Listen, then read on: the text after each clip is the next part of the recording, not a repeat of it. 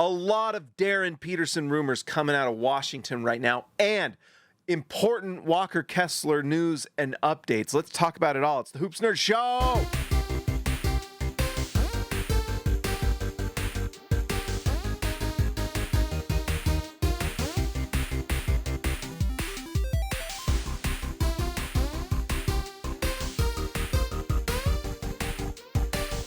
All right, guys, like the video, subscribe to the channel as always. We've got a lot to get to. We're going to start with the Walker Kessler news. This comes from Sam Amick from The Athletic, and we'll just get right into it. He talks about how Walker Kessler is increasingly frustrated with how the restricted free agency market and how the Jazz handled and are handling his restricted free agency is going. From Sam Amick, he says, Walker Kessler is known to be frustrated by Utah's choice not to offer him an extension last summer, and now with the Jazz choosing to leverage the realities of restricted free agency against him as a way to minimize his market, sources say he is strongly considering the prospect of a basketball future outside of Utah. Now, we already know that this is something that has been talked about already. We knew that Kessler was frustrated. He even voiced those concerns during one of the media days.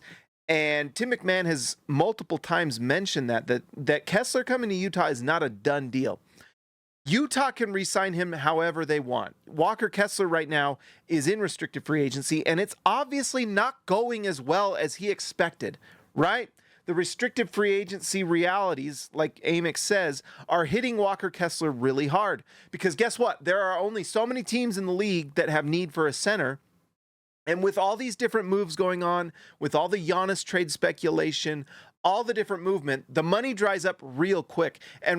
And free agency is not the open market that it once was. The CBA is so much more restrictive. And so Walker Kessler is probably running into the reality that the 30 to 40 million or whatever it is that he wanted to make is just probably not very likely.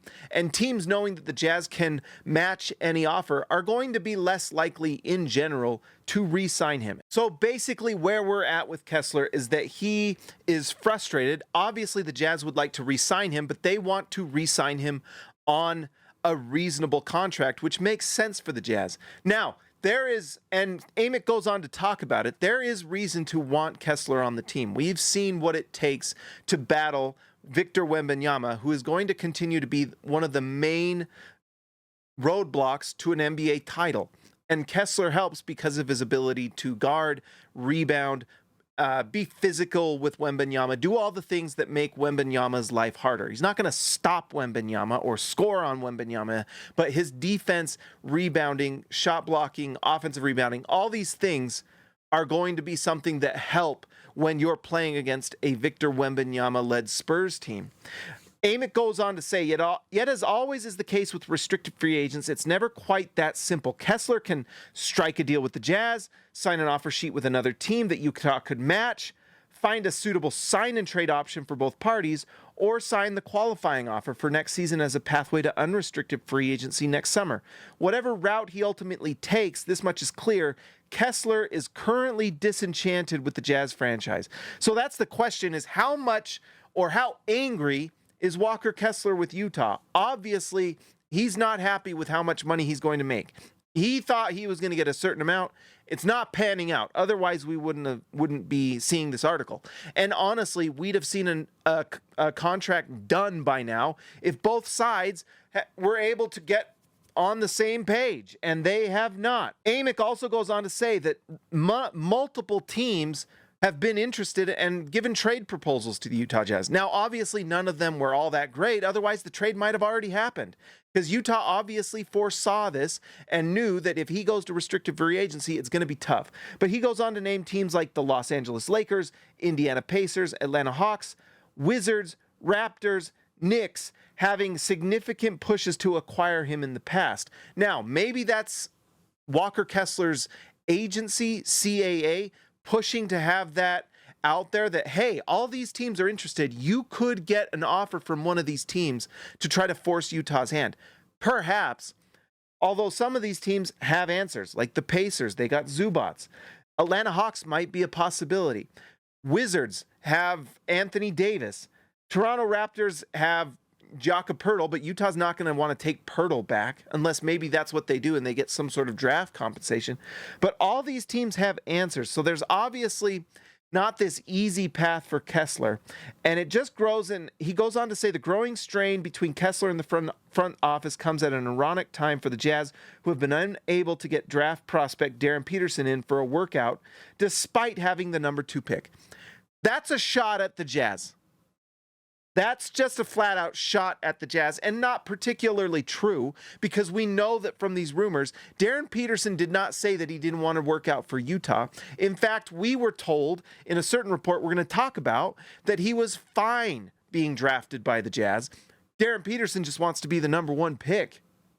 So this is a twisting of what's going on by Walker Kessler in his camp, and I don't know if that's going to really work out for him very well. If you think that insulting this team, the team that controls your future and how much you can get paid, is a good idea, probably not, CAA and Walker Kessler and Houston Kessler, your brother who's your agent. Probably not the best idea. Utah is already paying $95 million to Lauri Markkanen and Jaren Jackson, which Amick goes on to talk about. But guess what? Utah can also go out and find different options. And just like what happened with Donovan Mitchell and Rudy Gobert, Utah can go out and find different options. In fact, ironically, if the Atlanta Hawks are interested in Walker Kessler, Utah could go make a trade for them and possibly get the number 8 pick in the draft. If they want Walker Kessler, maybe they'd take it. And then guess what Utah can do? They can just turn around and draft a Mara. And all of a sudden, you've got a Walker Kessler replacement. In fact, maybe even better. Who knows? The only thing that Kessler has in his camp is that he's a known commodity. But even Kessler comes with question marks. Multiple injuries. He is not shooting the free throws very well. His inside game hook shot has not been particularly great. Now, those are the weaknesses. We know the good things. Offensive rebounding, great. Rim protection, very good. Rebounding, good. Rim rolling, good. He's also a solid passer, and there are hints of an ability to shoot the three. But we have not seen those things consistently. So Walker Kessler situation, very dicey, I'd say. I still think that they're going to work something out, but this is certainly not looking great for Walker Kessler to be doing this now. And to take shots at the Jazz, not my favorite.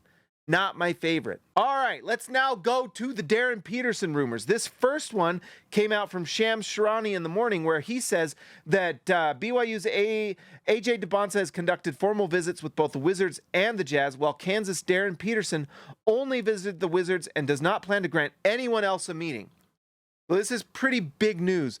Darryn Peterson does not plan to work out with the Jazz or the Grizzlies or anyone. He's just working out with the number 1 team. And then later in the day, we got some intel from Ben Anderson, who says that last week's workout with the Washington Wizards, sources told KSL Sports that Darryn Peterson and his camp are very confident he's going to be the number 1 overall pick, leading to canceling his workout with the Utah Jazz. And obviously not going to work out for anyone else if he believes that he's the number 1 pick. As we know, these players do not want to do workouts that might lower their perceived value. And Darryn Peterson's perceived value of himself is the number 1 pick, which it should be, right? And all these news and rumors we've heard today is that both A.J. DeBonsa and Darryn Peterson believe that they themselves are the number 1 pick. In all honesty, this is pretty darn interesting because these two have been competing against each other for years. And this is just another competitive thing between the two. DeBonsa wants to be the number 1 pick. Darryn Peterson wants to be a number 1 pick. It's what they've been playing for their entire lives. Does this mean that Darryn Peterson does not want to go to Utah? No. Actually, it does not. From Ben Anderson, he says there have been plenty of communication between the Jazz and Peterson, and the Kansas guard was not trying to avoid Utah at all. So he's not trying to avoid Utah. He has a good relationship with Utah. He has had interviews with Utah during the draft combine. So there's a relationship there between the Jazz and Darryn Peterson. If he falls to 2, the Utah Jazz will draft him and be perfectly happy. That is the reality. Now, this does give you a sense that maybe Darryn Peterson's camp knows something that no one else does. He may be going to the Washington Wizards, and Utah will have to have the consolation prize of AJ DeBonsa. Oh no, my steak is too juicy. The sky is too blue. Oh no. Oh no. Of all the terrible things to happen in this world for a sports team, to be forced to select AJ DeBonsa, to have him just come onto the team in the draft. What a terrible, horrible outcome for the Utah Jazz. I would just like to remind everyone that had I been telling myself that the worst case scenario for the Utah Jazz come draft night, before the lottery, when we all had anxiety to the max, if I'd have told us all that the worst case scenario is that you will at worst have one of AJ DeBonsa or Darryn Peterson on your team, I would have been ecstatic. The happiness would have been through the roof. It is okay. If Darryn Peterson goes to the Wizards, the Jazz get AJ DeBonsa. If they pick AJ DeBonsa, then the Jazz get Darryn Peterson. Guess what? They are both prime rib. They are both the perfectly cooked steak at the most expensive steakhouse you've ever been to. It's gonna be okay. Whatever happens, the Jazz will be fine. Okay? Now, there was one other rumor from Jake Fisher that is in a roundabout way probably giving us some hints about this. And that has to do with Trae Young. And apparently there are teams now that look at Trae Young as a backup option in case they don't get the Giannis sweepstakes. And this is mostly the Miami Heat, who have been known to be Giannis's preferred destination. They want to bring Giannis onto their team. Their offer, as usual, though, is not all that great. Right? So they may look towards Trae Young in case Giannis doesn't happen. Why does this affect the draft? Well, we know that Darryn Peterson has said that he wants to be a point guard and wants the ball in his hands. Some of this stuff with Darryn Peterson is likely his agency. Interestingly enough, his agency is the same as Keyonte George. That was a good point made by Kevin O'Connor. Maybe that agency is trying to gear him towards a team where he can be the main guy with the ball in his hands. Now, I think if he's with Keyonte George, he's going to be phenomenal. But there is some element that there will be shared ball handling duties. He may be more of a shooting guard with the Jazz as he develops. And who knows what happens down the road. But if he goes to the Washington Wizards, it's the same thing. So that's why this makes this Trae Young rumor interesting. Oh, and by the way, he goes on to say that there are like 4 other teams that are also interested in a potential Trae Young trade. So it's not just Miami, there's multiple teams. It kind of feels like the Giannis trade is a potential domino that may lead to all these other moves potentially happening. If there's a world, and this is conspiracy theory stuff, so put on your aluminum tinfoil hats, just a thought. But let's say that the Giannis trade kind of dictates this. Let's say Giannis goes to Boston, which is kind of a rumor that's out there. We know that Boston has some interest. How much interest, I guess we'll find out. And Miami strikes out. Then who knows? Maybe Miami goes after Trae Young. If Miami gets Trae Young, then maybe the Washington Wizards at that point are more interested in Darryn Peterson and making him the main focal point of their offense.